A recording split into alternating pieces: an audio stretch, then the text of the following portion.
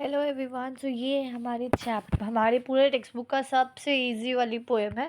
बहुत इजी, मतलब कुछ है ही नहीं पोएम, ऐसे ही बस लिखा है एन्जॉयमेंट एंटरटेनमेंट के लिए। ठीक है, तो पोएम का टाइटल है, तो यहाँ पे हमारी जो पोएम का टाइटल है वो है the height of the ridiculous.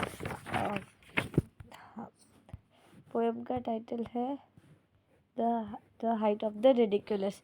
तो किसने लिखी है ये पोएम? ये पोएम लिखी है ओलिवर वेंडल होल्म्स। ये पोएम के पोएट है ओलिवर वेंडल होल्म्स। उनका बर्थ हुआ था 1809 में और डेथ हुई थी 1894 में।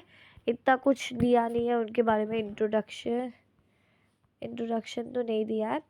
ठीक है, कोई नहीं, हम पोएम से ही स्टार्ट करते हैं। बहुत छोटा सा पोएम है, देखो।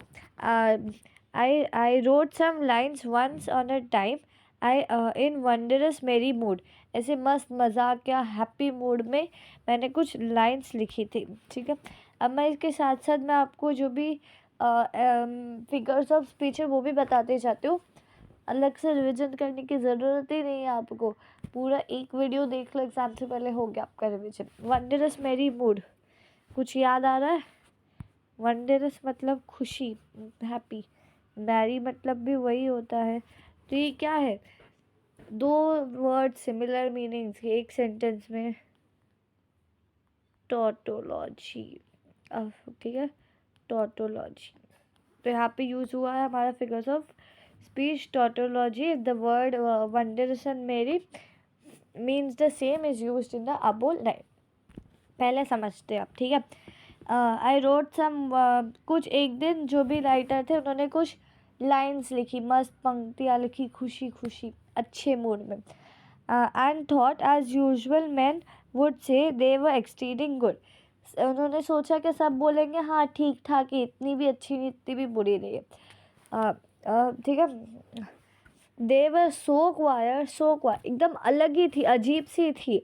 आई laughed as I would die, ऐसे हंस रहा था मैं मर जाऊंगा हंसते हंसते। ऐसा सुना है ना, हंसते हंसते कोई मर गया, हार्ट अटैक, भाई ऐसे भी हंसते हैं लोग। Albeit in a general way, albeit मतलब दो, in a general way a sober man I am, मतलब मैं एक सोबर क्लियर हेडेड सीरियस बंदा हूँ। ऐसे दो मतलब एक हंसा में मर जा रहे जैसा, बट एक सोबर वे में, एक अच्छे से वे में हंसा। यहाँ पे जो पागल जैसे हंस रहा है वैसे नहीं हंसा मैं, एक इंसानों की तरह हंसा मैं, बस नॉर्मल सा। I called my servant and he came. फिर अभी जो पोएम थे उन्होंने कुछ लिखा, फिर उन्होंने अपने सर्वेंट को बोला चलो इसको पूछता हूँ, वो पढ़ लेगा उससे, ऐसे सोच के। How kind it was of him to mind a slender man like मी।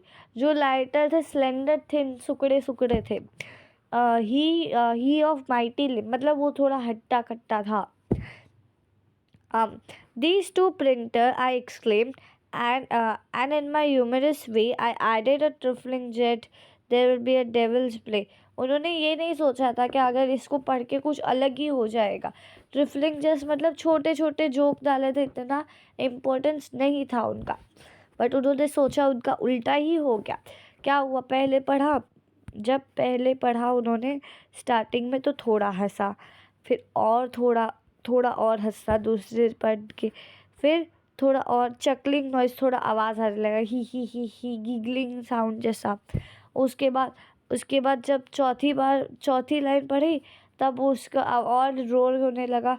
फिर पांचवी बार उसकी वेस्ट ब्लैंड स्पिरिट, मतलब उसका नाड़ा खुल गया, इतना ज़ोर से हंसा। फिर बटन्स टूट गए, टम्बल्ड इनटू फीट, मतलब गिर गया, देखो ऐसे गिरा है वैसे वैसे वो गिर गया। ऐसे कुछ अजीब ही इफ़ेक्ट हो गया, बहुत ज़्यादा ही हंसा, बहुत इफ़ेक्ट कर गया। 10 days and night with sleepless eye, I watched that wretched man, and since I never dare to write as funny as I can. उसके बाद बहुत ज़्यादा ही उसकी कंडीशन ख़राब हो गई। पोएट ने ये नहीं सोचा था कि मैंने इतना ही कुछ फ़नी लिख दिया है। तो 10 days and night उनको नींद ही नहीं है, जब भी वो सोते थे उनको दिखता था अरे कैसा हंस रहा था वो याद आ जाता था, नींद नहीं आई। आई वॉच दैट व्रेंच मैन, हेल्पलेस मैन और इन अ हेल्पलेस काइंड, कुछ कर ही नहीं सक रहा था, इतना जोर जोर से हंस रहा था।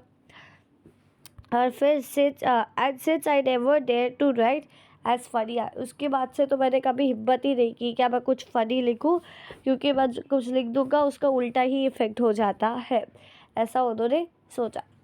अभी देखो इसका पोएम अप्रिसिएशन करते हैं। तो सबसे पहले क्या title, the poem is the height, the title of the poem is the height of the ridiculous. Then comes the poet से दिया रहेगा, मोस्ट ऑफ द टाइम क्या हमेशा दिया रहता है आपके क्वेश्चन पेपर में, बट कभी आपका लक ख़राब हुआ, क्या पता आपके टाइप पे ही दे दिया। याद रखो ओलिवर वेंडल होप, ठीक है, ओलिवर वेंडल होप, स्पेलिंग सुन लो, यहाँ पे भी दिया है, मैं पढ़ लेती हूँ एक बार आपके लिए। OLIVER Oliver वेंडल, WENDELL